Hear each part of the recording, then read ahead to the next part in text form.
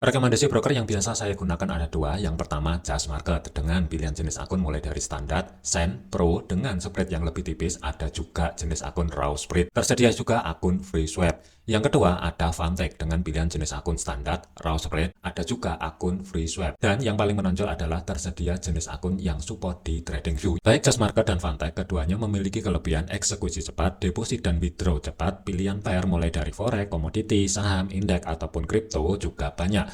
Spread sangat kompetitif, cocok bagi pemula ataupun yang mau trading jangka pendek dan swing trade atau trading jangka panjang. Link pendaftaran dan aplikasi ada di bagian kolom deskripsi.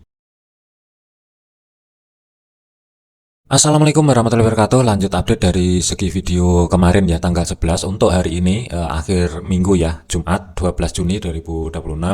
Untuk dari segi fundamental kosong ya, nggak ada yang perlu diantisipasi. Informasi khusus untuk teman-teman yang mungkin tergabung di video jurnal mapping ya, hari ini tidak ada update lanjutan karena dari segi planning swingnya itu sudah selesai dan antisipasi di video terakhir untuk koreksi arah atas itu statusnya juga sama, bisa dibilang selesai. Jadi selamat untuk rekan-rekan yang mungkin sudah tergabung di grup jurnal mapping, terutama ribuan pip minggu ini harusnya sih dapat. Dan untuk khusus swingnya sudah tidak ada lagi. Kemungkinan di minggu depan setelah hari Selasa itu ada peluang ya, atau potensi kemungkinan akan ada swing lagi. Jadi sekali lagi untuk yang mungkin rekan-rekan yang tergabung di grup ya, jangan terlalu overload, jangan terlalu overtrade meskipun ada momentum baru kembali. Tetap prioritas utama adalah keamanan dari segi akun. Lanjut dari segi teknikal ya, untuk indeks dolar posisi harga saat ini itu masih sideways full satu minggu ya, meskipun dari segi time frame 4-nya ini sudah terkonfirmasi di mana close body-nya itu tutup di atasnya 100.20 atau sebagai level kunci bagian atas ya, tapi konfirmasinya ini juga kena deadline.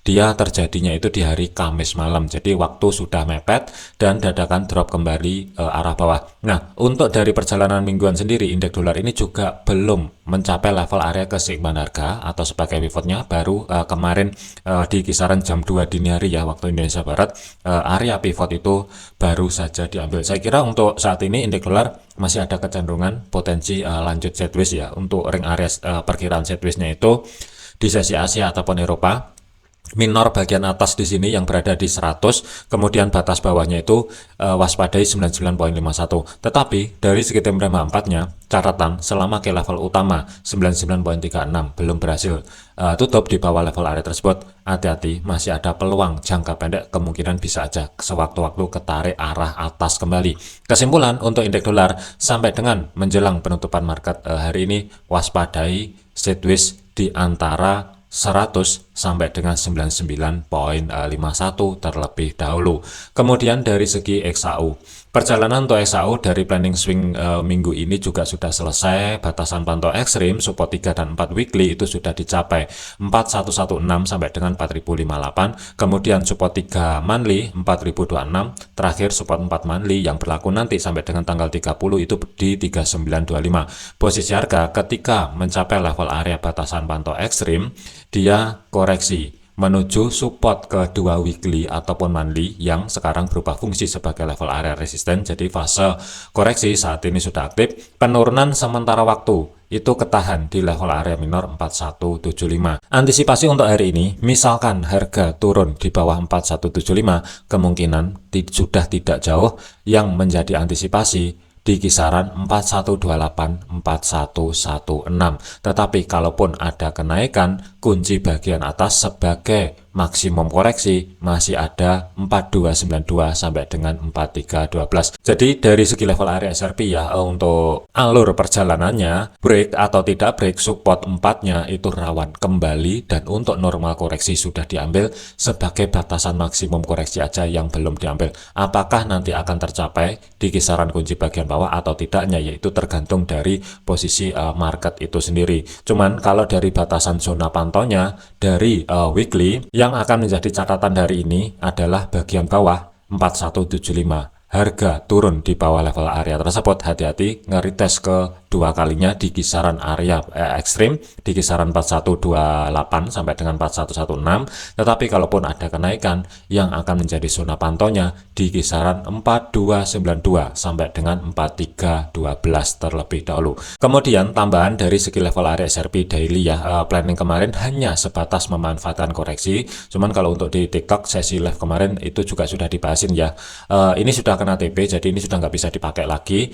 Antisipasinya kalau dari segi level area SRP ya, kurang lebihnya sebagai batasan pantau ekstrim support 3 dan 4 daily 3907 dan 3858, support kedua daily 4003 3995. Kunci bagian bawah di kisaran 4067 sampai dengan 4051, support pertama daily 4100. Area keseimbangan harga atau sebagai pivotnya 4163 dengan batas bawah 4139, batas atas 4187, resisten pertama sudah diambil 4227, kunci reversalnya berada di 4275. Sementara untuk resisten kedua daily 4323 sampai dengan 31, terakhir batasan pantau ekstrimnya itu 4419 sampai dengan 4468. Nah, untuk posisi harga saat ini ketika mencapai level area resisten pertama, sentuhan untuk yang pertama kali ya, dia ada reaksi masuk di area keseimbangan harga atau sebagai pivot. Nah, khusus untuk daily sendiri yang akan menjadi level adalah di 4139. Hati-hati, selama harga belum berhasil maintain di bawah 4139 kembali, ini masih ada peluang kemungkinan akan lanjut koreksi atas. Target terdekatnya adalah di level kunci 4259 sampai dengan 4275, maksimum misalkan terjadi ekstrim kembali sampai dengan penutupan market kemungkinan sudah tidak jauh di kisaran resisten 2 daily 4323 4331. Dengan kondisi saat ini baik dari segi level area SRP weekly ataupun daily ya, rawan kalau terjadi koreksi lanjutan. Nah, untuk planning sendiri saya lebih memilih off terlebih dahulu ya, karena planning swing yang barengan sama rekan-rekan yang sudah tergabung di jurnal mapping ya. Alhamdulillah totalnya itu lebih dari 3000 pip minggu ini, jadi sudah tidak ada trade lagi. Tapi kalau untuk rekan-rekan yang mungkin mau intraday, prioritas utama kalau mau pakai level area SRP daily, pantau di level-level penting yang ada di sini dan cocokkan dulu dengan teknikal analisa masing-masing. Kemudian tambahan dari segi Bitcoin. Nah, untuk Bitcoin sendiri posisi harga itu kenaikan kemarin juga lumayan signifikan. Level area minor saat ini bereaksi kembali di kisaran 63.600 pembulatan. Nah, satu tingkat di atasnya ini saya tambahkan level Fibonacci ekspansi untuk jangka pendek ya. Jadi 161 itu jatuh di 64.500 pembulatan yang berdekatan dengan batas bawah pivot weekly.